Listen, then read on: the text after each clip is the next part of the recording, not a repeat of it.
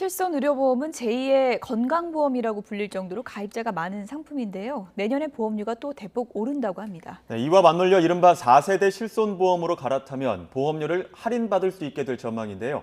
새해 바뀌는 보험 이야기, 경제부 조태현 기자와 짚어보겠습니다. 어서 오십시오. 네, 안녕하세요.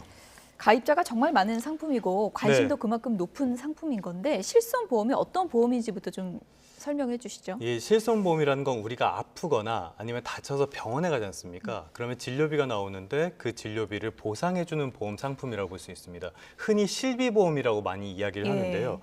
진료비를 보면은 급여 항목이 있고 비급여 항목이 있어요. 근데 이 중에서 급여 항목에서 본인 부담 그리고 공단 부담이 있는데 공단 부담은 건강보험에서 책임지는 부분입니다. 그 외에 비급여 항목과 급여 항목에서 본인 부담금을 책임져주는 보험이 바로 실손보험이다 이렇게 볼 수 있겠고요.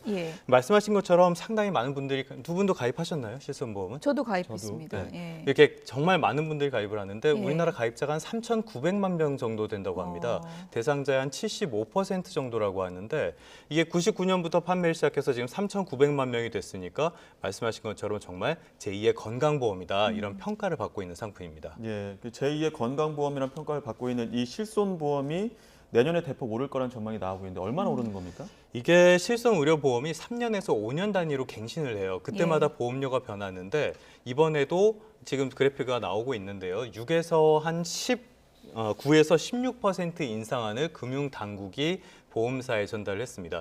원래 보험료는 각 회사들이 각자 알아서 자율적으로 정하는 게 정상이지만 워낙 가입자도 많고 이것이 미치는 영향이 크기 때문에 이런 것들을 금융당국에서 사실상 조율을 해서 이렇게 지시를 하는 식으로 정해지고 있거든요.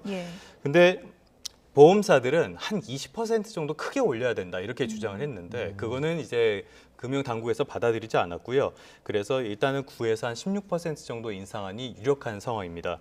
세대별 이것도 나중에 말씀드리겠지만 실손보험의 세대별로 인상률은 조금 다른데요. 일단 최종안은 아니고요. 보험료를 높일 요인이 있는 건 확실합니다. 그런데 지금은 코로나19 때문에 경제가 굉장히 어려운 상황이고요. 이렇게 경제가 어려울 때 두 분도 그러실 줄 모르겠지만은 많은 분들이 보험을 먼저 해지하는 경우들이 많습니다. 그래서 이제 경제가 어렵다는 점, 그리고 또 이제 대선이 다가오고 있다는 점, 이게 물가에도 영향을 미치기 때문에 지금 물가가 가파르게 오르고 있다는 점, 이런 점들을 고려를 해서 아직까지는 조금 결정을 못한 분위기고요. 다만 9에서 16이라는 어느 정도 초안 비슷한 것이 나왔기 때문에 내년 실손보험료도 상당히 큰 폭으로 오를 것이다. 이것만은 확실해 보입니다. 여기저기 돈 낼 때가 참 많은데 16%까지 오른다는 거는 소비자에게 굉장한 부담이 될 것도 그렇죠. 같은데. 근데 이제 갱신 주기까지 고려를 하면은 3년에서 5년이라고 말씀을 드렸는데요. 그 부분까지 고려하면은 체감하는 거는 50%가 넘는 경우도 있을 거예요. 네.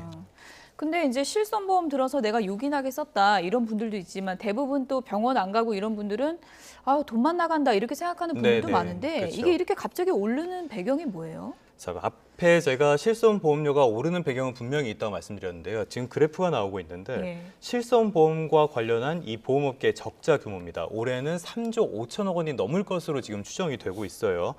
손해율도 높아졌습니다. 이 손해율이 2018년에 121.8%에서 올해 3분기 기준으로 131%가 됐거든요.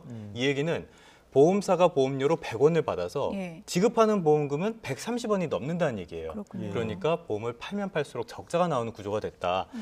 특히 2009년에 이전에 판매한 실손보험을 1세대 실손보험이라고 하는데 이거는 자기 부담금이 아예 없습니다. 그 다음에 2017년까지 판매한 2세대는 자기 부담금이 10%로 낮은 편이에요.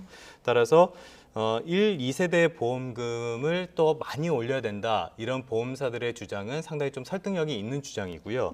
실제로 1, 2세대에 가입한 보험자가 전체 실손보험 가입자의 한 80% 정도 이렇게 차지하고 있습니다. 예, 지금 금융당국이랑 보험사가 4세대로 갈아탈 경우에는 또 보험료 깎아줄 전망이라고 얘기가 나오고 있는데 이렇게 되면 또 받는 금액들도 조금씩 차이가 있을 것 같아요. 그렇죠. 예전에 말씀드린 것처럼 1, 2세대는 지금 보험사들이 아예 20%, 25% 한도 가까이 올리자 이렇게 주장을 할 정도로 손실이 커진 상황이에요. 그런데 이거는 앞에 말씀드렸던 여러 이유 때문에 금융당국에서 받아들이긴 굉장히 어려운 사안이고요. 그래서 9에서 16 정도로 어느 정도 조율을 하되 그러면서 또 하나 조건을 제시한 게 있습니다. 1, 2, 3세대 보험에서 손해가 많이 나고 있고 특히 1, 2세대에서 많이 나고 있기 때문에 4세대로 옮겼을 때는 보험료를 1년 동안 50% 깎아주겠다. 예. 이런 것들을 제안을 했고요. 예. 그래서 보험사도 여기에 대해서 지금 전환할 필요성은 있기 때문에 일단 수용을 한 상태입니다. 예. 그런데 여기서 좀 고민해 봐야 될 부분이 있는데요. 1, 2세대는 앞서 말씀드렸다시피 조건이 상당히 가입자에게 유리한 조건으로 되어 있습니다. 예. 따라서 이렇게 섣불리 4세대로 옮겨가지 마시고요. 보험료 부담이 너무 크거나 아니면은 병원에 많이 가지 않고 실손보험을 가입은 했지만 실제로 사용한 적은 거의 없다. 이런 분들의 경우에는 한번 4세대로 바꿔보시는 것도 고려해 볼 필요는 있어 보입니다. 예. 갈아타야 되나 말아야 되나 이제 많은 분들이 이제 고민을 할 예. 것 같은데 네네. 좀 꼼꼼히 따져보셔야 될 것 같고요. 끝으로 이것도 좀 짚어주세요. 올해부터 운전자들이 꼭 알아야 될 것 같은데 예. 자동차 보험료 제도가 바뀐다는데 어떤 걸 꼭 기억해야 되나요? 이 내용이 좀 많아가지고 예. 그래픽을 준비해 봤는데요. 일단은 그 안전구역 쪽에서 지금 나오고 있는데요.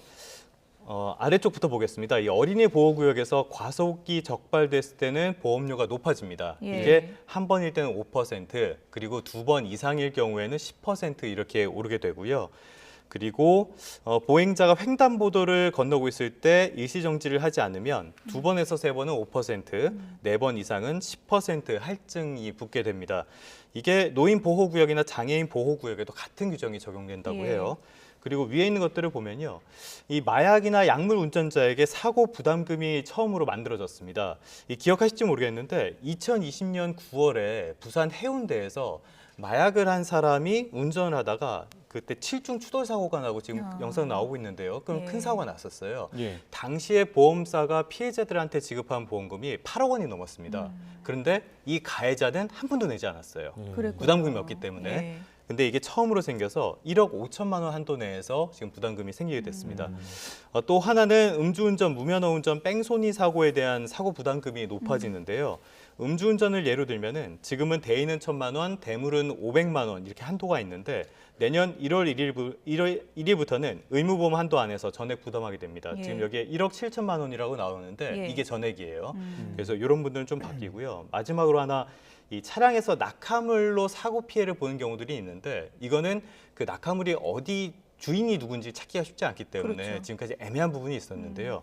일단은 이럴 때는 정부가 보상하기로 제도가 예. 바뀌게 됐습니다. 조태현 기자가 그래픽톡에서 잘 정리를 해줬는데 보험 부담 내서 중요한 게 아니라 정말 해서는 안 될 것들 그 항목을 또 정리해 놓은 것 같아서 네. 잘 기억을 해둬야 될 것 같습니다. 지금까지 경제부 조태현 기자였습니다. 네, 고맙습니다. 고맙습니다.